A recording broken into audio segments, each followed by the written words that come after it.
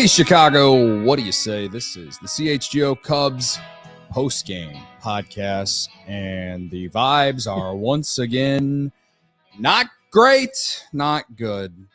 Cubs lose 4-3 in a heartbreaker. It wasn't really a heartbreaker until the ninth inning when the fake rally happened, but they lose 4-3 in a heartbreaker to the Mets, lose their first series since Boston came to Wrigley Field back right after the All-Star break. Cody _ CHGO, Ryan _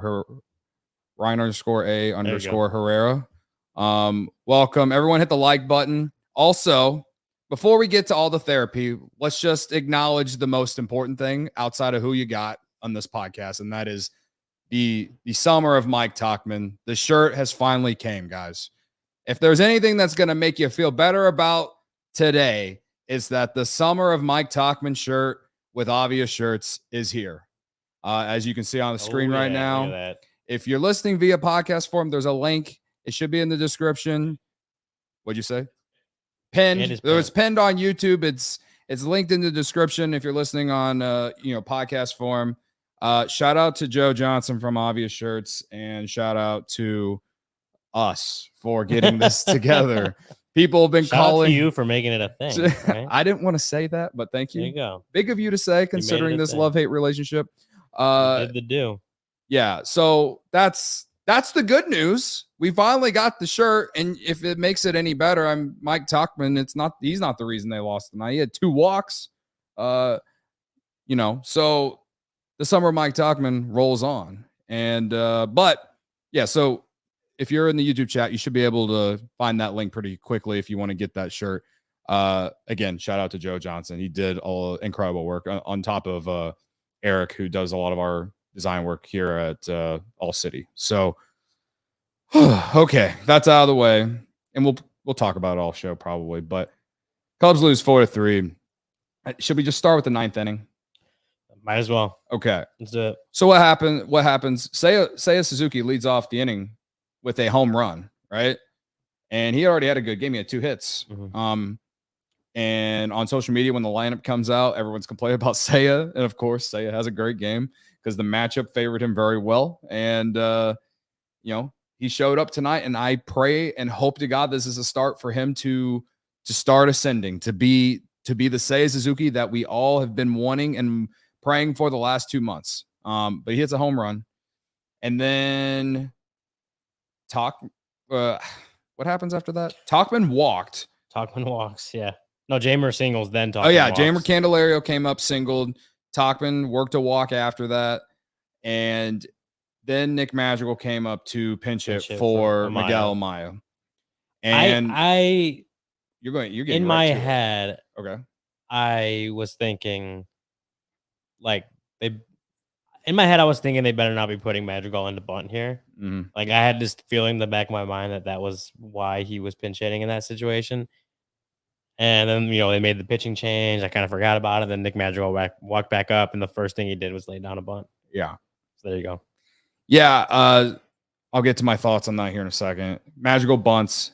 He gets it down. The actual sacrificing of the bunt worked out. It wasn't like back months ago when when David Ross had Wisdom do it and it failed, or when Hosmer did it and it failed and it led to a loss. The sacrifice bunt didn't lead to the loss. He gets the bunt down. That was the successful runner, bunt. it was successful. The 2 runners advance. You got second and third with 1 out. All right. What happens? Christopher Morel comes up, gets down 0-2. I think he gets I think he fouled one off. He fouled one off. Then he took one for a ball, and then took one literally basically right down the middle. He was definitely guessing there, and he guessed wrong.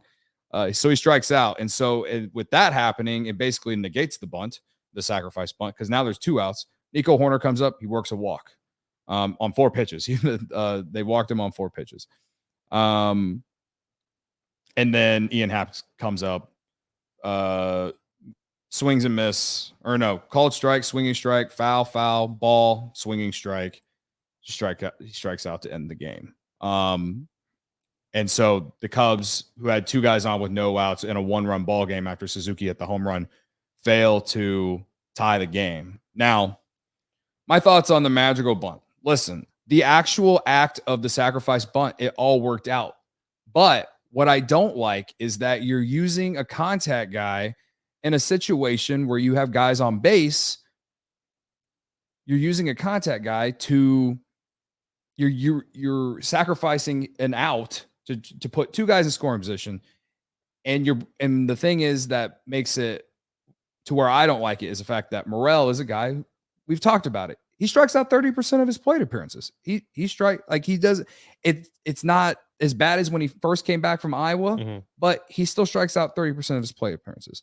Now, to negate my thought on that, I looked it up. Christopher Morel, with runners in scoring position in 2023 coming into tonight, he's hitting 314. So he has done well in that situation for most of the year. This is in 82 plate appearances.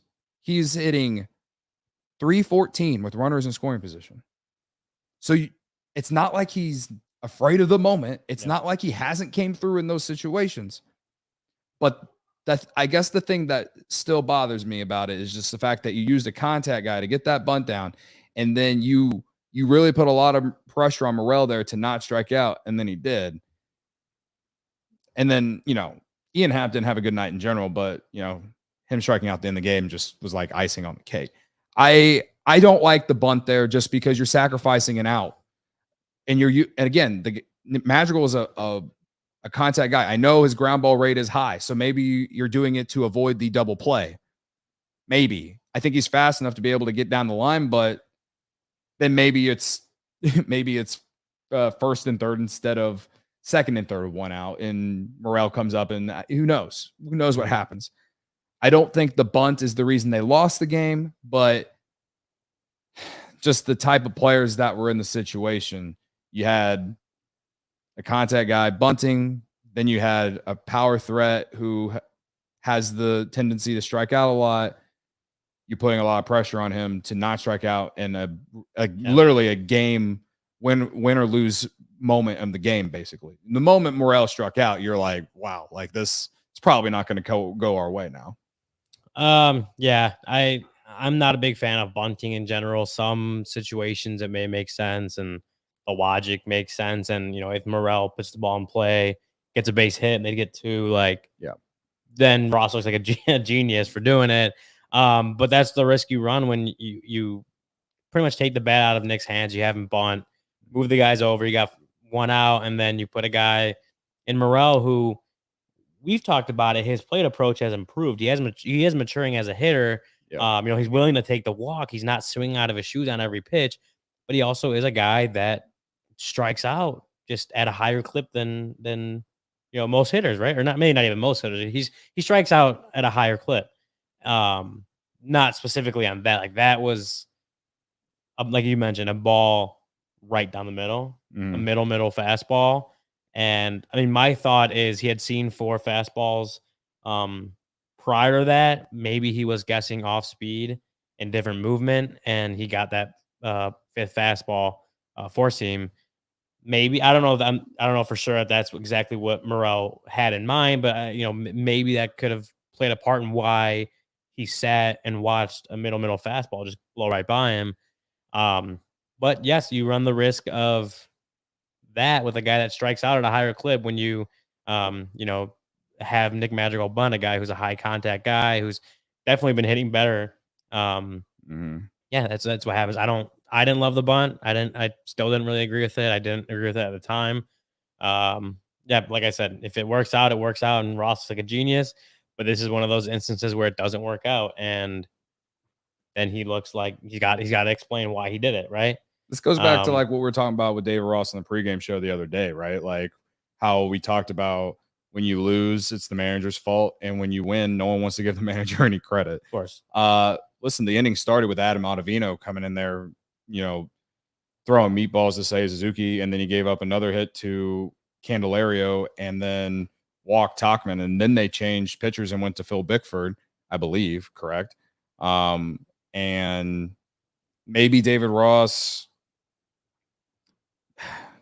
Maybe his thought process thought differently with the new pitcher. I don't know. I'm not a fan of bunting either. Like I as much as I don't blame the bunt on the loss, I still at the same time don't like the idea of bunting in that situation because you're giving away an out whenever you only have 3 to play with and you're losing the game.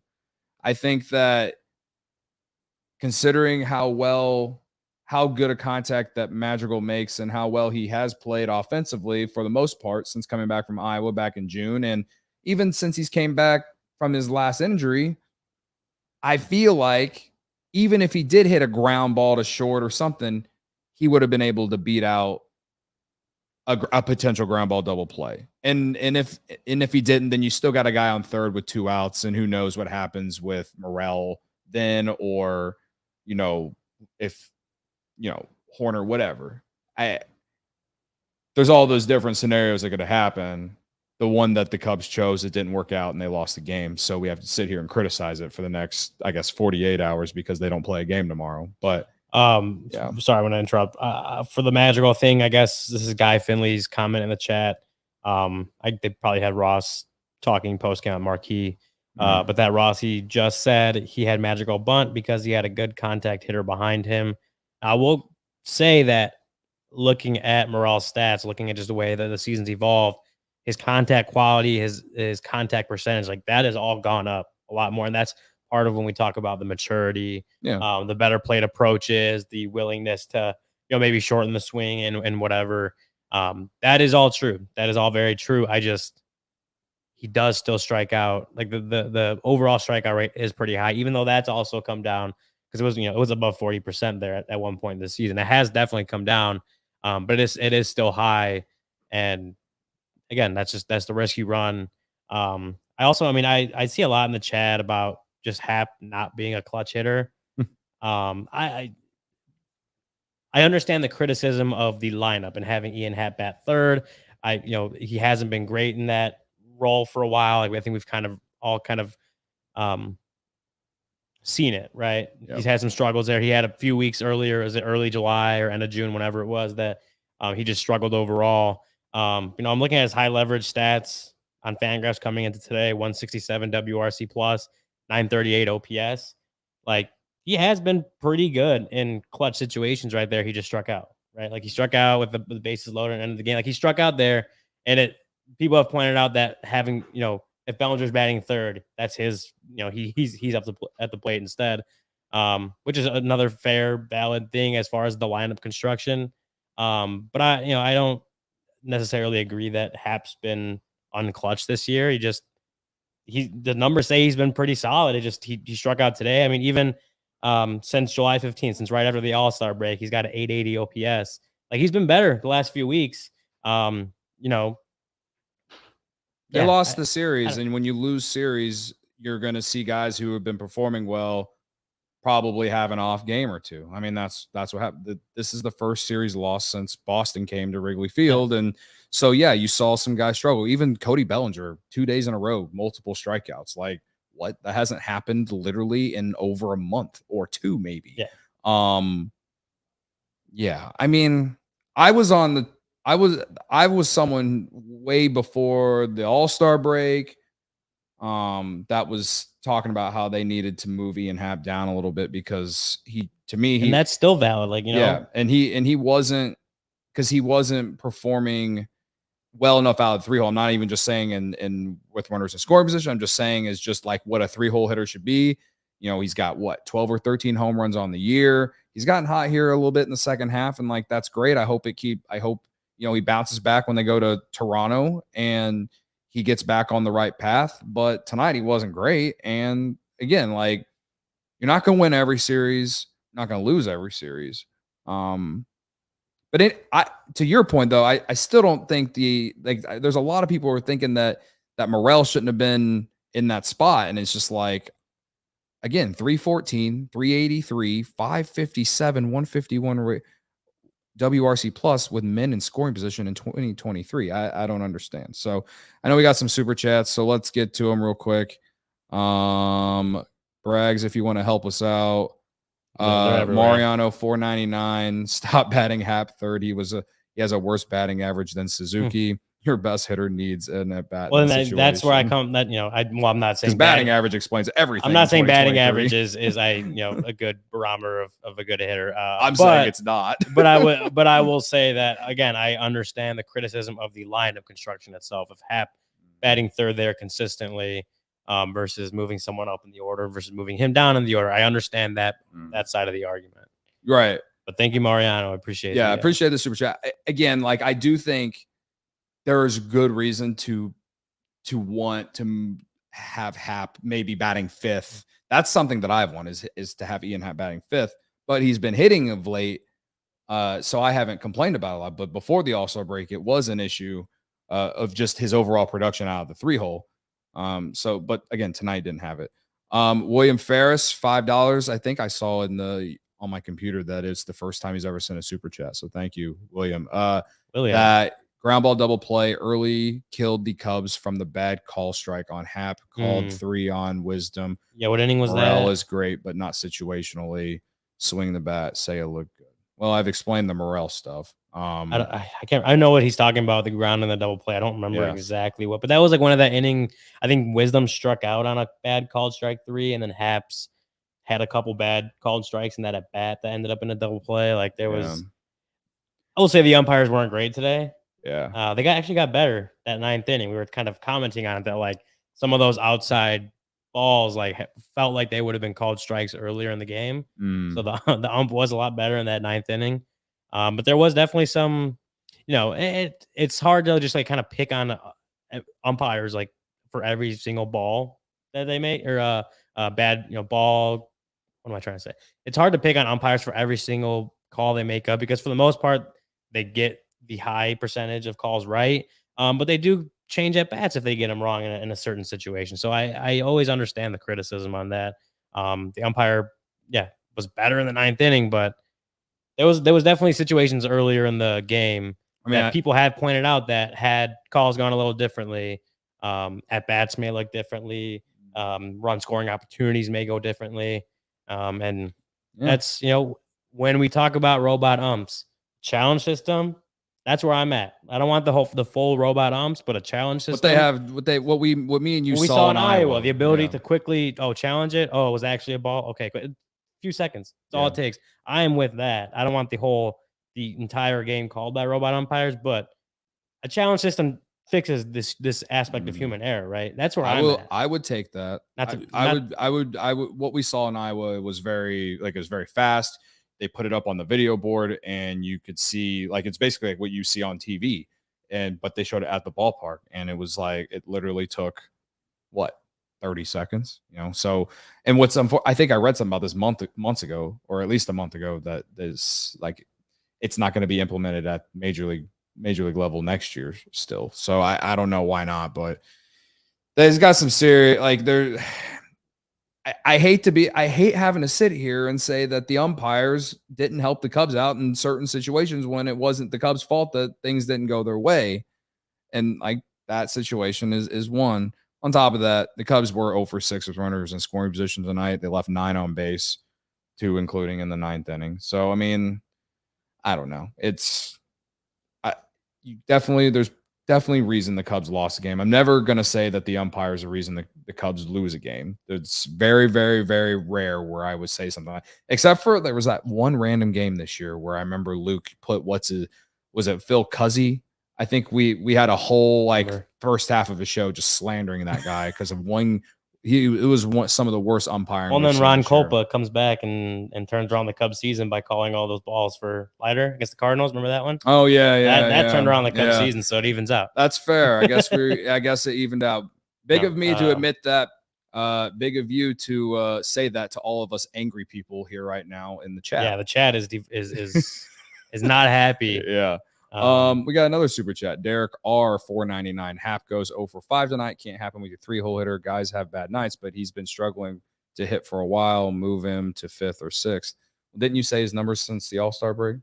Happ? Yeah. Yeah, he's got now I lost my spot. Someone said that he's been struggling the last few games. I mean, he still has a 943 OPS in August, so I don't know that I necessarily agree with that. But let's see. Since the All-Star break, if I can click on it, he's got an 880 OPS. I mean, he's hitting 247, but he's still getting on base at a 363 clip. Like, he's been better, but you know what? Maybe having him in the 3 hole isn't the role where he needs to be. I know we talked about that earlier, where earlier in the season when the Cubs were struggling, and it was like Happ shouldn't be the guy that's the way he approaches the plate. Like, he's kind of lost some of his power, but he still gets on base at a high clip. Like, he's maybe not your run driver in guy, right? Like, he's gonna be the guy that gets on base for your guys that are gonna drive in some runs. So, but maybe that 3 hole isn't the spot for him. Yeah. Again, we've said it the whole show. Like, I can understand the argument. Like, does Bellinger should he be in that 3 hole? I can see that argument too. I can definitely see where people are coming from having Bellinger in that 3 spot. We were sitting on the couch, and big of me to give you this credit, but you said doesn't something happen very often. You're right. It doesn't happen. That's why it's big of me to do this with 164 people watching right now. But you sat on the couch that, and it kind of opened my eyes. It's like, well, he has one of the highest on base percentages in baseball, and you got Cody Bellinger behind him, who's been one of the best hitters in baseball, the last month and a half. And it's kind of like, well, if you get a guy on base with Cody Bellinger coming up, makes a lot of sense. So when you think about it in those terms, sure, like, I don't necessarily hate the idea of Ian Happ in 3rd. Again, though, he has been hitting well in the 3 hole since the All-Star break. And like, if he's going to hit well in the 3 hole for over that span of time, I'm willing to let it go for a little bit.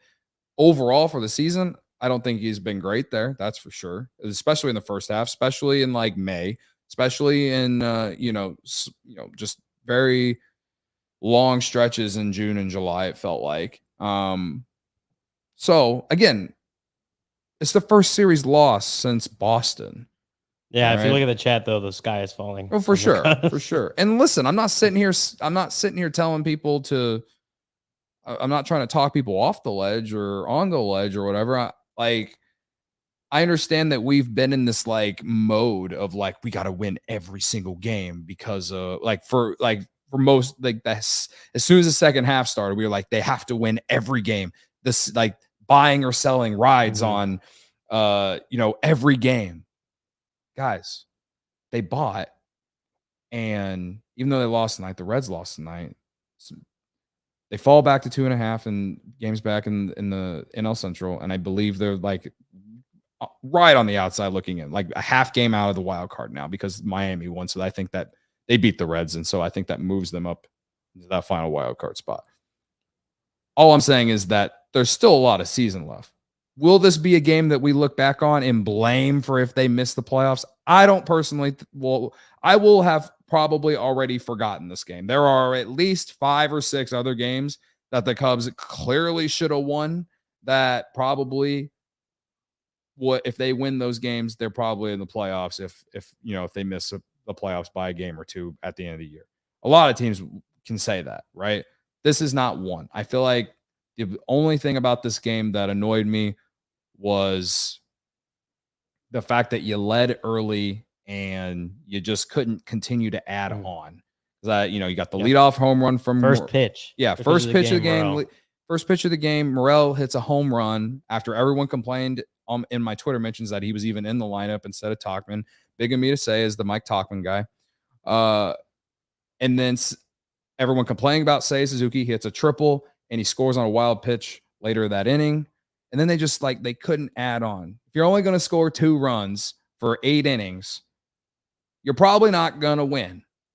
So again, you guys score more runs, and you even got a solid outing out of Kyle Hendricks. He gave up that 2-run bomb to Pete Alonso, but then he got Pete Alonso to ground out with the bases jacked in a very, very, very big moment. Now, Hayden Wisneski, that's someone we haven't talked about. We could talk about him in the next segment. We should probably do these ads, but we had a couple more super chats too, but we'll get to them. I guess to finish the segment, the world isn't ending, right?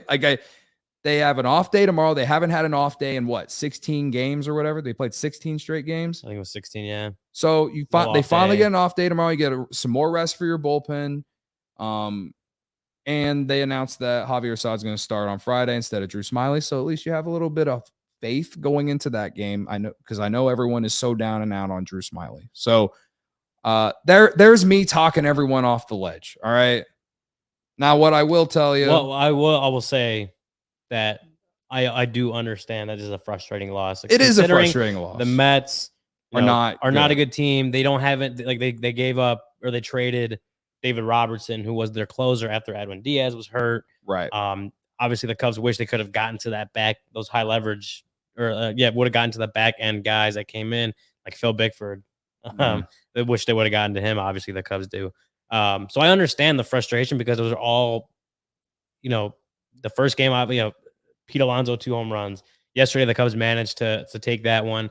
Today they're up 2-0, and Pete Alonso hits another home run. I think it was 4-2. Seiya hits that leadoff homer in the 9th, and they put together this little rally and can't finish it. Like, that's obviously a frustrating loss. So, like, and I'm not trying to tell no one's people, saying that. Yeah, neither of us are saying to not be frustrated by the loss. But there also is the perspective of it's kind of like what we talked about on Monday. They have done so much good for themselves in the last few weeks that they have afforded themselves to have just a small slip up. They can't let it continue. Like, I kind of feel like they got to go to Toronto and take 2 or 3 now to kind of make up for it, because this Mets series should have been a winnable one, considering where the Mets are at now. Yeah. Like, but so they can't continue, but they have afforded themselves the ability to, a stingy series loss for sure. But they get the off day, go to Toronto, try to take 2 or 3 there, because they are still in. I think the Brewers won today. They beat the Rockies, so lose a game on the Brewers in the division. But like, they're half game out of the wild card now, behind Miami. Like, they're still right in it, right? They have given themselves room to have a bad series. You don't like it as a fan, obviously, but yeah, there's plenty of time for them to just kind of make this up. They have to start doing that. Like, you obviously want to see them do it in Toronto. Yeah. But there is time left in the season. I understand how frustrating it is. I think it is a frustrating loss. Like, watching it go down, sitting on the couch, seeing like, man, like they did have it. Like, that's frustrating to see, because it's like, that's a situation they probably could have had it. Considering the Mets had traded their back end guy, their closer. Yeah. And then they didn't come through, but now it's just, they're going to move on. They're going to take the off day, go to Toronto, and they're going to try to win a series there. But they have a lot of season left. Now that they're not facing this trade deadline, they got a week to win as many games as they can. They're not facing that situation anymore. They did that and came through on the other side. Now they got another 50 some, or maybe a little less than 50 games now that they have to do well in, but they've got some time to kind of make up for that. For everyone who's be frustrated, of course, if you have to. Everyone's clearly frustrated. You know what helps with that? If you make a trip to Sunnyside. Sure. Oh, yeah. Let me talk about Sunnyside. I forgot Corey's not in the room with us. Sunnyside is your home for judgment-free cannabis shopping. Sunnyside is a place where all kinds of visitors are welcome to explore, discover, and purchase a wide array of high-quality products. Sunnyside has everything you need to elevate your summer. One-stop shop for all your cannabis needs, no matter where you are on your cannabis journey. Easy online ordering and in-store pickup. Great transparent loyalty program. Sunnyside Rewards. It's Illinois' favorite dispensary. Where's your favorite? I'd probably say the one in Wrigleyville, right? Yeah, it's the closest one I live to. I ain't going any farther. Closest one you live to. It's, if you're feeling like hitting Sunnyside after a Cubs game, just walk right down the street and you hit it. Mm-hmm. But here's the Sunnyside House of Brands. You got Mindy's, the best tasting gummy and chocolate edibles created by James Beard award-winning chef Mindy Siegel and Cresco Labs. You got the good news, which is gummies, rechargeable vape pen, and cart, perfect for great moments with the crew. High Supply offers quality weed that's always available. Buds are expertly grown, lab tested, and available in vape carts, vape pens, flour, popcorn, shake, pre-rolls, shorties, and concentrates. Through August, head to sunnyside.shop and use code CHGO25 at checkout for 25% off your total order. One use per customer, not stackable with other promotions. That's not only for new customers. Anyone can use our code. Pick up everything you need to elevate your summer. Must be 21 plus or an Illinois Med card holder.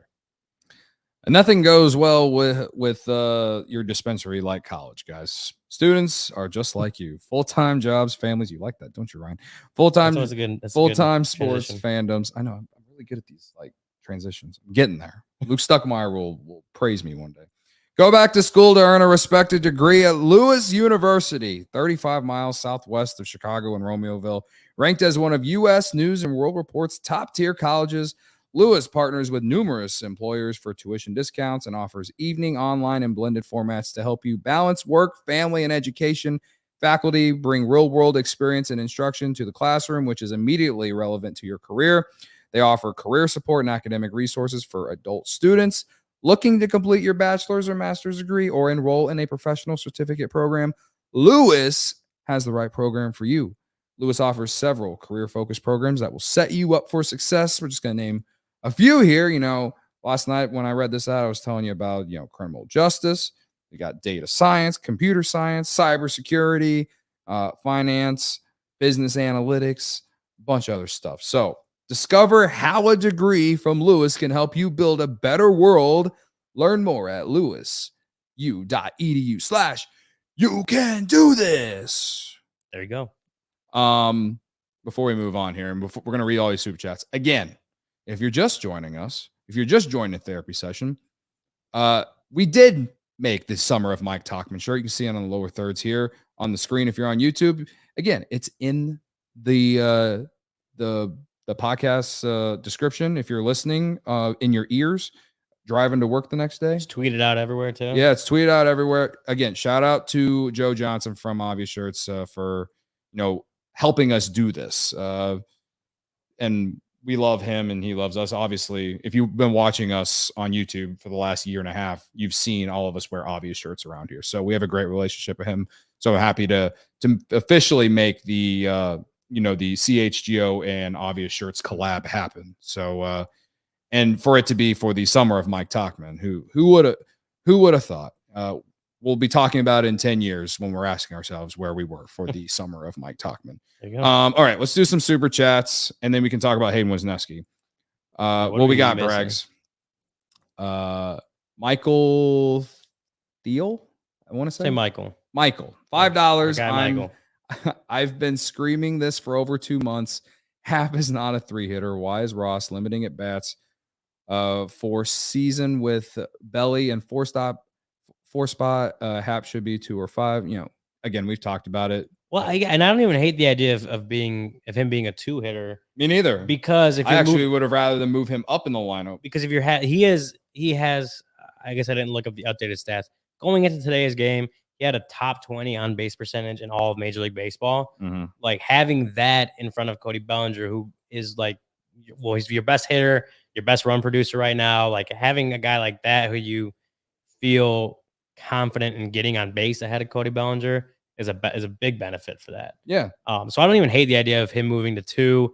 Moving him down in the lineup might help. Obviously, this lineup, Jeimer Candelario is doing pretty well since he got called up. So maybe moving him back up would be helpful. I tend to agree with a lot of the things that's being said. It's just the 3-hole may not be the spot for him. Yeah. But I mean, just saying that he's a lousy hitter just doesn't do it for me. Anyone who said anyone who thinks this guy sucks at hitting, it's like, did you not watch last season? Did you not? I mean, he's even had big hits over this stretch of games. I understand that this year hasn't been like last year. I understand that he doesn't have the power in the 3-hole that you want, and that's probably my biggest issue. But to say he sucks at baseball is just like me going into the chat and saying all of you suck, because you don't all suck. Like that's just me being a meatball, all right? Like, or just being an asshole. We love you all. I'm never gonna tell you all suck, by the way, but I'm just using that as an example. So what else we got? If anything, he'll tell me that. Not you guys. Brendan, $1.99. What are you guys' thoughts on Hendricks? I mean, I guess we can use this to talk about Hendricks. We wanted to talk about Wisneski too. We can go to that. But I thought Kyle Hendricks bounced back in a decent way tonight. Was he, vintage Hendricks? No, but he gave you 5, only gave up 2. Like this is what we wanted from Kyle Hendricks for the most part. When he came back in May, there were the expectations weren't very high. The guy is not like he was in 2016 or 17, 18, 19, or even 2020 anymore. Like coming off the injury, I thought I thought he pitched well. He threw one really bad pitch to Pete Alonso, and Pete Alonso, he's a great hitter, killer, man. He's a Cub killer too, man. 4 home runs this series, like I think he may not be having like the best season as up to Pete Alonso standards, but like he's still got what was that 35, 36 home runs this season still. I saw a tweet that said that Alonso had 10 RBIs this series, and the Cubs had 7 runs this series. So, yikes. But yeah, overall, I thought Kyle Hendricks was fine. I felt good after he came out of the game with Wisneski coming in the game. Shout out to Cordero, who gave us $1. And if you did send an actual comment, he says Happ is not producing. He's been in too many situations like this and not producing the runs. This is our third batter every day, and he's not hitting any homers at all. Bat Bellinger third and move Happ. We hear you, man. We hear you. Again, I have nothing else to say about it. It's been like 25% of the comments. Yeah, it's like all the comments. I appreciate you all sending your super chats. Back to Hendricks, though. Yeah. I would like to point out that while not vintage Hendricks by any means, but he gave you what you're hoping for out of Kyle Hendricks at this stage in his career, right? 5 innings, 2 earned runs, got out of that bases loaded jam, right? With Pete Alonso up. Didn't he touch 90? You were so excited. This is what I'm saying. He hit 90 miles per hour for the first time in 3 years. Yeah. Since August 22nd, 2020. Like we've talked about the struggles of the last few seasons, the just average velocity just being down on his fastballs, and then the injury last year, and they did this whole like 10, 11 month recovery process, and in that process was a program to increase his velocity. Overall, I think it's done well. But he hit 90 today. He hit 90.3 miles per hour on a fastball. He hadn't done that yet. Hadn't done that in, again, 3 years. I don't know. This velocity program seems to be working. Definitely probably a situation where he was pumped up, or as pumped up as Kyle Hendricks can be. We know how he doesn't show a whole lot of emotion on the field. But. Considering what happened in the at-bat before when Alonso came to the plate, which is when he hit the homer, for him to be in the situation he was the set like that next time, bases loaded, 2 outs, and to get him to ground out to Nico Horner. Sinker inside, 90.3 miles per hour. All I can say is that the dude's a gamer. He shows no emotion out there, all that. I am once again apologizing for giving up on Kyle Hendricks and anyone else at this point. Like, there's someone in my Twitter mentions today that was telling me that Hendricks needs to be taken out of the rotation because he just hasn't been good. And I looked up his last 5 starts, and it will now be 6 starts now. He's had 4 of his 6 starts since the All-Star break have been fine. They've been either quality starts or less than 3 runs in 5 or 6 innings. He had 2 clunkers, one against Boston and one against the Braves. Like, again, you're not asking this guy to be your ace. You're asking the guy to just be solid. You're asking him to just be a veteran who can help young guys out and, grow. And then for him himself, you're cheering for him because the dude didn't pitch for a year. I just don't understand some of the slander that I've read about Kyle Hendricks on social media. It's like, and I'm guilty of this. Like I have, gone back. In the past, I've gone back and forth on him, but like, I don't know. I feel like I have found a new appreciation because of the fact that he came back from the injury and has been as good as he has been. So I wish other people would see it that way, but I can't force people to do what I want them to do. But a good start, and he's had a couple, obviously not as great ones lately, but he's been pretty solid overall this season. He's not going to give you 2016 and right around that like peak Kyle Hendricks anymore. Yeah. But when you have Justin Steele doing what he's doing at the top of the rotation, if Marcus Stroman comes off the IL and pitches more like Marcus Stroman that we saw the first half of the year, and just even in his entire career, right? Like Tyone, if he kind of keeps up this turnaround of the season, he's had 6 great starts, not all great, but 6, a solid run of 6 starts now after being pretty bad to start the year. Yeah. And then with that, if you can keep getting that, you're obviously going to take what Kyle Hendricks did for you today. And, just a mistake to Pete Alonso, obviously. Comes out, gets through that bases loaded jam. Feel obviously better about where they're at right then and there. And then, Bullpen comes out and can't, Hayden Wisneski specifically comes out and can't hold the tie. Yeah. Speaking of Hayden Wisneski, I don't. Do we have any more super chats? We need to talk about Hayden Wisneski. He's the one who gave up the 2 runs. Okay. William Ferris. Cubs would have had Cody up, bases loaded, 1 out. That pitch was egregious. Having said that, Morel's punch out was unacceptable. Must put the ball in play. I will say the way Morel struck out was bad. Like, I still don't mind that Morel was in the situation. I read you the stats of what he's been with runners in scoring position all season. It makes plenty of sense on why Christopher Morel was up there. But the strikeout, the way he struck out was bad. I mean, it was right there in the middle of the plate. You got to at least protect. You got to protect. And that wasn't the first time we've seen that too over the last, handful of weeks. I feel like that happened in the series against the Braves too. But okay. It is what. So there's that's I couldn't remember this exact situation he's talking about, but that was the top of the third. Was it Nico on first, Morel on second, Happ works a full count, but one of those called strikes is pretty far off the plate against him and gets called a called strike, and then he grounds into a double play on the 6th pitch of the at bat. So, all right, there for sure is a situation where the umpire kind of changed the outcome of that. Obviously, he calls the ball. There's bases are loaded for Cody Bellinger. It just goes back to, I don't want to keep relitigating the robot umpire thing, but it just keeps coming back to like a challenge system would be great there. Happ calls for a challenge, real quick, few seconds. Oh, it was actually a ball. Okay, take your base, or whatever. I guess he would have walked on the next pitch, but that changes the at bat, right? And if you have the ability to do it, it would obviously be a lot better for the game. Yeah. Steve P says DFA Morel. That's a hot take. Okay. All right. Hayden Wisneski.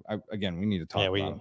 Bottom of the 6th inning, he comes in for Kyle Hendricks. He gives up a leadoff homer, I believe, to Jeff McNeil. I think like on the 2nd pitch he threw, Jeff McNeil, he hit his 5th home run of the season. What a time for him to finally hit his 5th home run of the season. And then after that, it didn't get any easier. They scored another run later in the inning. And then I believe that's when Ross pulls him finally. I don't even know I don't think Wisneski even got an out. He got a ground ball to Swanson, but Swanson went to third on the play and they didn't get the out. Like they had a runner at second, got a ground ball to Swanson, and he went to third base to Candelario and they didn't make the out. So that didn't get an out. So I don't think Wisneski even got an out. Maybe if Swanson just makes the easy or I don't. It wouldn't have been an easy play to first place. It would have been a tough play. Would have been a tough play. Is it one that Dansby Swanson can make? Probably, because he's the best defensive shortstop in baseball. So honestly, I didn't hate that he went to third base just because we've seen him do that before and they get the out. So just considering the situation, not great. But Jose Cuas comes in and like kind of saves the day. At least at that point, you felt like, all right, you get out of the inning down 4-2, and it's a 2-run game. Like it's not like they came in and scored 5 runs and it's 7-2. Like it was 4-2. There was plenty of reason to believe that they could come back and at least tie it. And they had chances in the game. Again, they were 0 for 6 with runners in scoring position and left 9 guys on base. They had chances. They just didn't capitalize. But Wisneski, I'll say this, like someone in my mentions told me that they only use this guy whenever it's like mop-up duty. Literally 4 appearances ago, it was either his 3rd or 4th appearance ago. They were playing the Cardinals and he pitched 2 clean innings in a game that the Cubs won 3-2. I mean, the guy, yes, he has been used a lot in like the mop-up role, but we've also seen him pitch well in I wouldn't say 7th, 8th inning like high leverage, but we've seen him in these situations before where he comes in that 5th or 6th inning if the starter isn't able to give you the quality start. This wasn't a spot where I feel like we've never seen him before. So I didn't really I've seen that in the chat too. I don't understand that take. I didn't mind that Wisneski came in. Again, the bullpen has been taxed. So, and he hadn't pitched since Saturday, I believe. Or no, Friday. He hadn't pitched since Friday, so he was pretty fresh. So I don't blame them for going to Wisneski there. If he had pitched well, then people would have been celebrating Ross for making that move. I pushed back on that a little bit because of where they were in the lineup when they had a bunch of lefties coming up. I think it was McNeil, who was it? Almonte, Vientos is a righty, I want to say. And so they had 3 of their next 4 hitters were lefties. And he hasn't been good against lefties. He hasn't. Yeah, he has not been good against lefties pretty much the entire year. And that, I mean, that's obviously, a left-handed hitter hit that home run, right? Yeah. A left-handed hitter hit the double. Vientos was the guy that the fielder's choice of Dansby. And then I don't remember who was the 4th guy. Was it Arauz? Yeah. I don't know how to pronounce it. I was reading his name and I didn't know if I was going to say it right. But he hit the single that brought in, I think it was Almonte from third.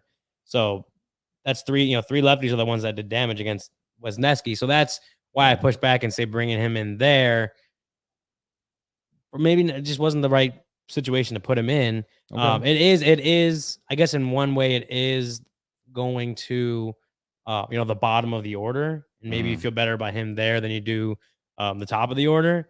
And some of those guys, obviously, towards the bottom of the order are like their OPSs are 500-600s, like not great. But this is we've seen just his struggles against lefties this year, and it wasn't, it again didn't work out. It wasn't. It was the situation that Wisneski has struggled in this year, and you saw it again tonight. And it's also why I push back on when we're talking about Drew Smyly, and we can get to that too, about him going into the bullpen for at least a little bit of time, probably, this weekend. And I've seen people talking about, just put Wisneski in there, let Wisneski start. And there's very clear situations where he struggles. Yeah. And matchups where he struggles. And, if you're a starter, you can't just suck really bad against lefties. You can't just have consistent struggles against left-handed hitters. You can't consistently struggle in certain situations that as a starter are going to pop up every time you start. Like Wisneski's not going to be able to avoid lefties as a starter. Can you find spots in a lineup for him out of the bullpen where he can give you maybe even 2 innings and 5 out of 6 hitters are righties, where he has had more success? You might be able to do that with him out of the bullpen. But if he's a starting pitcher, teams can build their lineups around what Wisneski doesn't do as well. He's probably going to face a lot of lefties. This is a situation where he had lefties coming up, and he gave up the lead.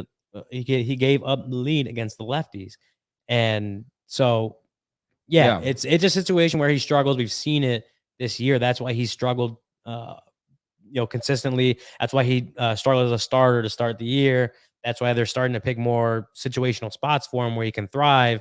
I don't think that was one where you wanted a guy. I don't think that was one where you could expect him to succeed in, and it showed based on the results. And that's why I pushed back on. That's why I said the other day, like the best outcome right now for the Cubs, as far as the rotation goes, is Drew Smyly figuring his stuff out. Is getting back closer to what he was earlier in the season. He doesn't have to be the guy that threw 7 perfect innings, but he's got to figure out how to get closer to that than what he's been the last however many times out. Because again, Wisneski is going to struggle as a starter because if he can't figure out his stuff against lefties. Assad, we'll see what happens with him. He starts on Friday. Maybe he can fill that role admirably, and you don't have to be counting on Drew Smyly to figure things out. But right now, without knowing that, that's why I'm still of the mindset that Drew Smyly figuring out how to give them consistently solid starts. Doesn't have to be great starts, just solid starts. Give them a chance to win on a consistent basis. That's probably what you hope for the most out of turning around the rotation, because then that allows Hayden and Assad who have had more success in the bullpen roles to continue to just kind of have that success in the bullpen roles. Then you have those 3 guys all, obviously the Cubs hope the outcome is 3 guys pitching well in their roles down the stretch, versus you have a veteran and Drew Smyly who just can't figure it out and is underperforming. You have Hayden Wisneski, who can't be a starter at that point, and you have Assad, who we don't know if he can consistently be a good starter right now. Yeah. So I think that's just where I come back to what I talked about on Monday. I think we it was talking about the just Smiley start. Smiley should, if he can figure it out like that, I think that benefits the pitching staff the most. For the most part, I agree. My only thing with Wisneski was I just feel like he's been a lot better since he came back from Iowa. Sure, is a stint in Iowa going to fix all his problems against lefties? Probably not. But Hadavi, all of them have kind of talked about how he went to Iowa to work on these things, and maybe they felt good about him going up against those guys. I don't know. I don't know. I mean, that's something that you'd probably have to ask David Ross. Yeah, but even going into today, just in this stint since he got called back from Iowa at the end of July, he's only faced 8 lefties, so it's a very small sample size. But he's still got a 4.5 ERA against lefties. Okay. And since he came back from Iowa this last time after being optioned, so it's not like he's come back and had this just shutting down lefties, right? Yeah. He's still having some struggles against lefties in a smaller sample, of course, but it's a smaller sample in a season of we've seen the struggles. You're right. Okay. Well, maybe I have too much confidence in Hayden Wisneski. I don't know. I like him coming in those middle innings whenever the Cubs starter isn't able to go 6, just because of the bullpen situation. Obviously Javier Assad's going to start on Friday, so he wasn't going to come in. And again, he was fresh. He hadn't pitched since Friday. So this all goes into the fact that thank God there's an off day tomorrow. But I do think when they have 3 over like in the next week, they have 3 within 7 or 8 days, something like that. Right. Like that's after playing 16 straight is going to be helpful. You're talking about, again, we'll get to the news on Smiley today, but you're talking about being able to shuffle around the rotation a little bit, and you're not just consistently playing games every single day. Yeah, for sure. All right, we got to do some ads. Let's pay some bills. If you're in pain, you can put your Shady Rays on to hide it. You know what I mean, Ryan? Yeah. If you are in pain, you bring in your shades, specifically your Shady Rays. Take on the sun with gear built to last. Our friends at Shady Rays have you covered for the warm weather ahead with premium polarized shades at an affordable price. Shady Rays is an independent sunglasses company that offers a world-class product that's just as good as any expensive pair we've worn. Durable frames and extremely clear optics for outdoor adventures. That's what you get with your Shady Rays. And that's not all. Shady Rays offers the most insane protection program in all of eyewear. Every pair of sunglasses is backed by lost and broken replacements. If you lose or break your pair, even on day 1, they told us they will send you a brand new pair, no questions asked. Wear your Shady Rays with confidence because they have your back long after you purchase. Together with their customers, Shady Rays is providing much-needed support to nonprofit partners across the U.S. through Shady Rays Impact. From building play sets for pediatric cancer patients to providing young adults with MS the outdoor adventure of a lifetime, Shady Rays is making an impact in your community and others like it now and for years to come. If you don't love your Shady Rays, exchange for a new pair or return them for free within 30 days. There's no risk when you shop. Their team always has your back. And exclusively for our listeners, Shady Rays is giving out their best deal of the season. Go to shadyrays.com and use code CHGO for 50% off 2+ pairs of polarized sunglasses. Again, shadyrays.com. Use code CHGO for 50% off 2 pairs of polarized sunglasses.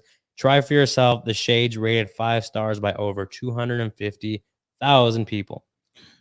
Barb says she's in pain, so get your Shady Rays, Barb. Shady Rays, also, Barb. You know what makes you feel better? If you come out to the CHGO Kickoff Classic at Cog Hill, that'll make you feel better. August 25th, 9 a.m., 18 holes with a cart.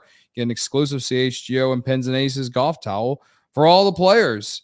All right, you got whole contests, giveaways, prizes, lunch and drinks, and a ceremony after the round. And if you're a diehard, you get a discount. It's awesome, and a bunch of us from the entire CHGO family will be there. So. I know Braggs, who is our producer tonight, he is not only going, but bringing a ton of people. He's extremely excited about this event. And on top of that, you know, speaking of being a diehard, not only do you get all the tonight's podcast, all the other podcasts that you've listened to and the live shows on every team here is that CHGO covers every day, post-game shows, all that, the premium written content, the free written content that Ryan's writing for members at all CHGO. You get that when you not only do you get all that with being a diehard, you get 20% off events, like for instance, our Crosstown Takeover next week. You get dope merch. I'm wearing the Connor Bedard shirt. You're wearing one of the newest Bear shirts. If you're a diehard, you get these two shirts, 20% off. If you're a diehard. And then if you're not a diehard and you want to become one, you get a free shirt when you become a member. And then obviously you become a part of the members only Discord. I know the CHGO Cubs Discord is always popping. I am very surprised to not see Gary Ross in the chat tonight. And if he is in the chat, I just haven't seen his name. He is probably one of the most active people in the CHGO Cubs Discord. So become a diehard, go to the golf outing. And also, like I said, the Crosstown Takeover event next week against the White Sox, August 16th. Right now, this is not fully confirmed, but I'm hearing through the grapevine that the pregame meetup will be at Almost Home, which is across the street from Obvious Shirts. That is what I'm hearing. All right. I've been there. It's a great bar. I love that bar. They have pool tables, darts. It's a pretty big one, so you're not going to be all crunched up together. And it's right down the street from Wrigley. So I'm hearing that is where it will be. I'm not confirming it, but I'm hearing sources. Don't want the facts get in the way of a good story. Anyway, pregame meetup there potentially, and then we'll all walk to the ballpark, watch the Cubs, hopefully beat the White Sox like 20-5 or something like that. That'd be fun. So yeah, August 16th. Get your tickets. All the information is at allcshow.com on the events. Hit the events tab and you'll see it there. Okay. We're what, 57 in? 57 in. Should we just talk about? We didn't really talk about Seiya, and I mean we mentioned him, but like, yeah. I mean, this is what I feel about Seiya, and I've felt like this the last 2 months. I felt like this coming into the year. If he coming into the year, I was optimistic. I thought this guy was going to lead the team in homers, right? We can go back and check the tape. I'll admit it. That hasn't come to fruition. He's struggled the last 2 months. But I'm telling you, this team will be better if this guy's in the lineup and is hitting. The team will be better if he is in the lineup and is hitting. As great as Mike Tauchman has been, as awesome as the summer of Mike Tauchman has been, imagine if we get the summer of Mike Tauchman, the autumn of Mike Tauchman, the October of Mike Tauchman, and a resurgence of Seiya Suzuki. Like, then we really can get excited about this lineup, this offense, and everything. Because Seiya, he showed last year what kind of hitter he can be. Maybe the power isn't there yet. Maybe that's going to take more time. Am I disappointed that he's probably not even going to hit 20 homers this year? Yes. But if he starts hitting in terms of just getting on base, giving quality at bats like he did tonight, then that's better than what we've seen the last 2 months. Tonight's game was probably his best game in a long time. I don't remember. Like, okay, against the Reds, he hit a homer off a position player. Cool. That was fun. All right. But this, like, what he did tonight, I am praying to the baseball gods that whatever water he drank tonight before the game and during the game, feed that guy some more of that water. He needs that water. I'm telling you, whatever it is. If he's got to wear the same underwear on Friday, I don't care. Do it. Because the lineup, the team is better when Seiya Suzuki is in it and is performing. Yep. If you get that on top of the unbelievable season that we're getting out of Mike Tauchman, this lineup is unreal. It would be unreal. And then you really can move Candelario over to third, put Bellinger at center or at first base, Tauchman in center, and then Suzuki and right. That to me is the ideal lineup, even though I'd rather have Bellinger in center because there's more value from his defense in center. But as far as offense, that's the ideal lineup for me. And that's not full-on hate to Nick Madrigal or anything, but there's more power there. And it's just a very deep lineup. You really then could bat Yan Gomes ninth and feel good about the rest of that lineup if Seiya Suzuki starts hitting. You know what I mean? Mm-hmm. So that's where I'm at with Seiya. Seiya. Yeah, with Seiya. I mean, but you could tell, like, even out, you didn't have to look at the numbers to tell, like, where he was, in his at the plate over the last couple weeks. Like, he's had some good games at the plate in there. He seemed to have been fine in the outfield. But at the plate, you could just tell, like, he was kind of in his head. Ross kind of used the term like in between to describe Seiya, and I think it was on Saturday when he kind of discussed sitting Seiya for a little bit, and he didn't commit to a timeline. I didn't expect it to be a long-term thing. He was back in the starting lineup today. What would that be? 4 days later. Yeah. 4 or 5 games, like whatever it is, because he did that Saturday morning. So he sat for 4 games pretty much. At least wasn't starting for 4 games. Maybe that gives him enough time to figure out what was going wrong and just focus on being more consistent in batting practice and the cage, whatever. I liken it to what happened with Morel earlier in the season. They got swept in Anaheim, but he didn't play that whole series because he had been struggling himself for a while going into that series.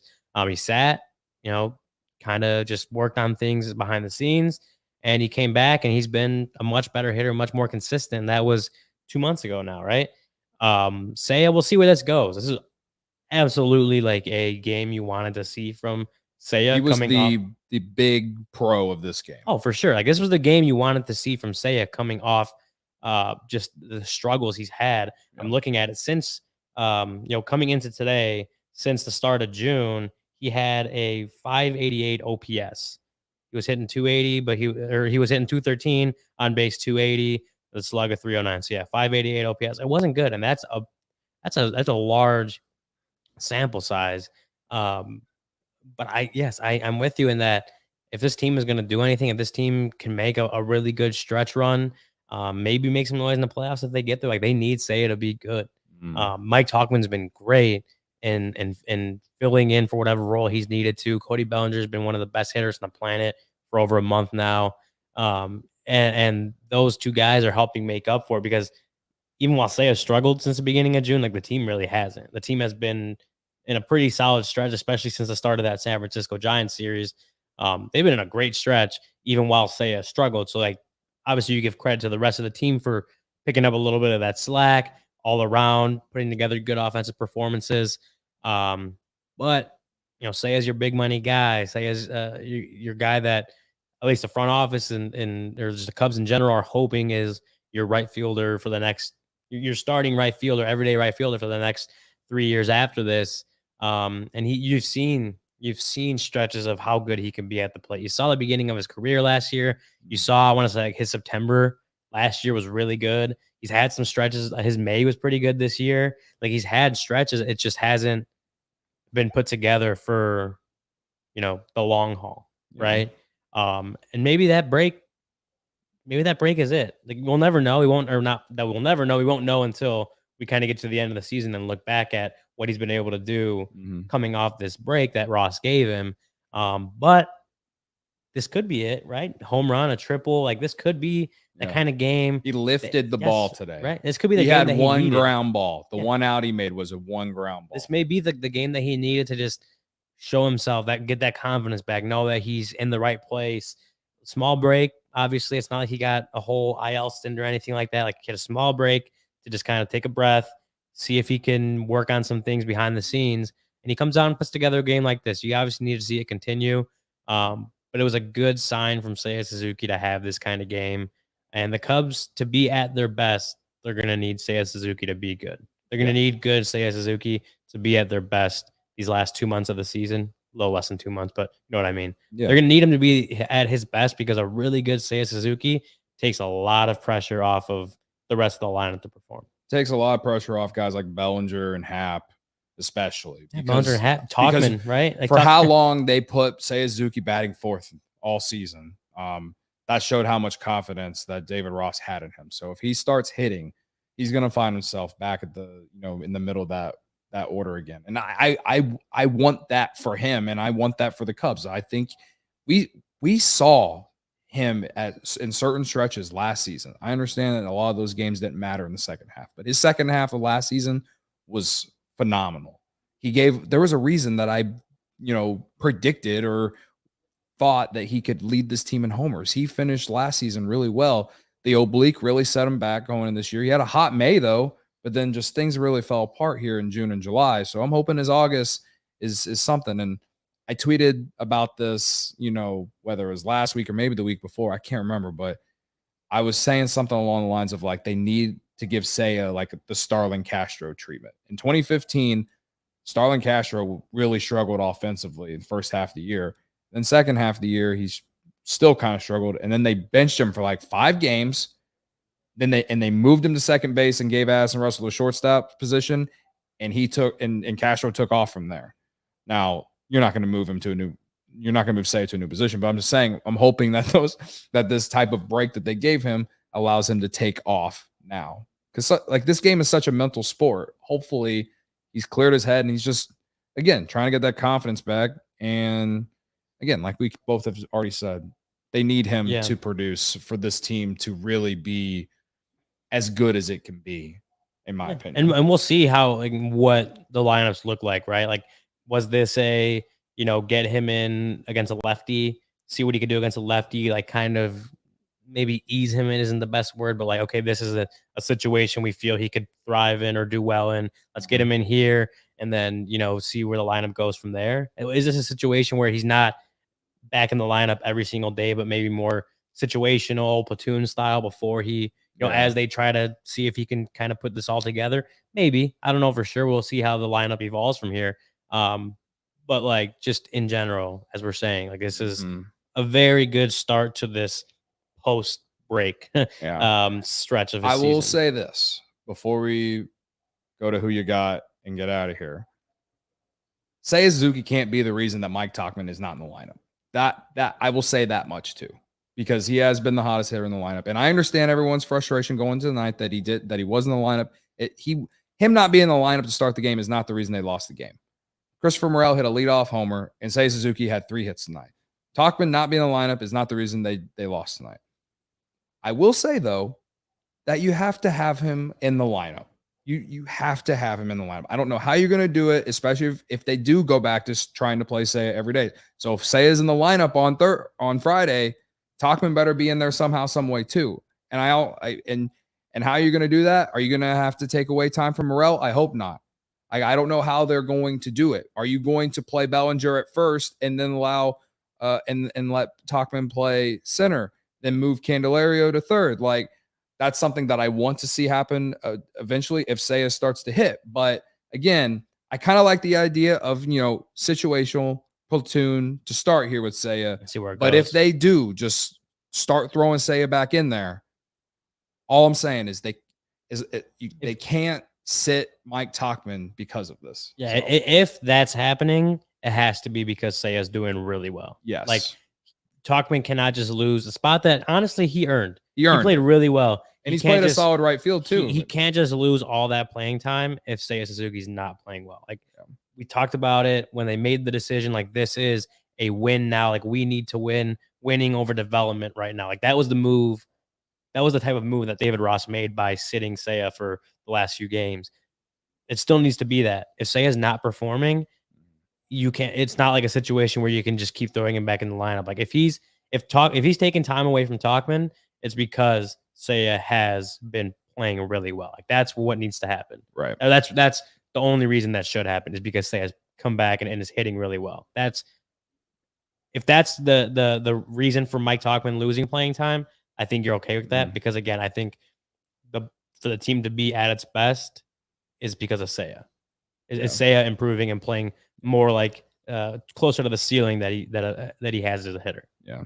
Now, with that said, let's go to who you got.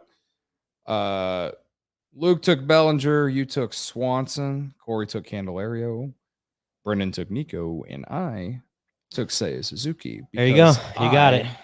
Was out here trying to save his season, which is what happened. So I won't argue. You got it. Big of me. Credit to me. I hope Luke is watching.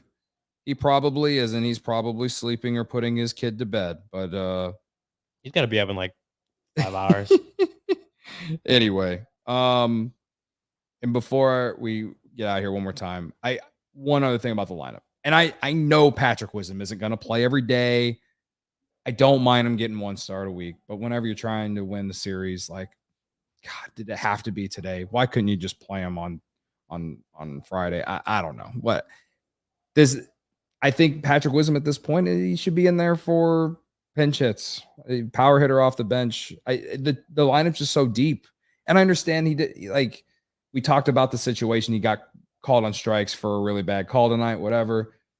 Like, and he came out of the game. Like, Tauchman came in for him. Like, that's what they could have done. If they wanted to have Seiya Suzuki in the lineup tonight, they still could have played Tauchman by just playing Bellinger at first and putting Tauchman in center. They could have done that. And the fact that Tauchman the fact that Tauchman's been one of the best hitters on the team, he hit the game-winning home run the night before. Like, the ideology behind it just kind of blows my mind. And it all has to do with just because David Peterson is a left-handed hitter or left-handed pitcher who pitched, 4 innings today. I don't know. It, to me, shoulda, coulda, woulda, whatever. That's my one complaint. I also thought Jan Gomes could have been in there too because he mashes lefties, but whatever. Not fully complaining about the lineup. And again, I'm not blaming the fact that Tauchman wasn't in the lineup as the reason they lost. So, you know what Foco might have? They might have a Mike Tauchman bobblehead, and then you can get your Mike Tauchman bobblehead and get it with your Summer of Mike Tauchman obvious shirt. That's CHGO obvious shirt, whatever. I don't know how to say that. Collab. Get fitted out in the best sports gear around. Hoodies, shoes, signs, bobbleheads, and everything in between. It's baseball season. Aloha shirts, straw hats, polos, bags, everything you need for a game, set decorations. Foco has donated a few awesome pieces to our set. We have the Wisneski one. We have the Clark bobble, the Clark the Cub bobblehead out there. A few others. They're really cool. You can get them all at Foco. Check out Foco.com or click the link in the description below for all non-presale items. Use a promo code CHGO for 10% off. Okay. We're back tomorrow, off day. Noon show. Barb, we're going to be live at noon. Yeah, we will be live at noon tomorrow, Barb.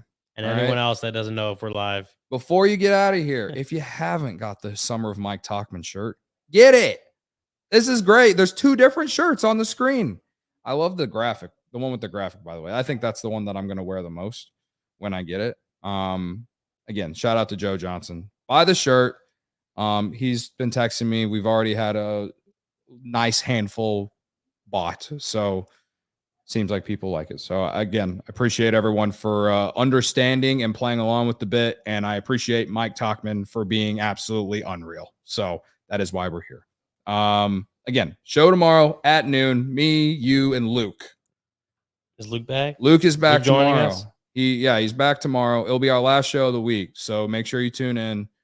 It'll be our last show of like during the actual week, and then Corey and Brennan on Sunday to recap the Blue Jay series. But yeah, we'll see you then.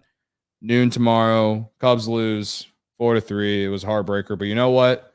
The good news is we're all going to die someday anyway. And also, the sun will probably rise tomorrow, and then we get to ride them on Friday. So I guess tomorrow when we wake up, we can complain some more about this stupid There you go. The bright side is that the season that is far from over. Yeah. The bright side is the season is far from over. There you go.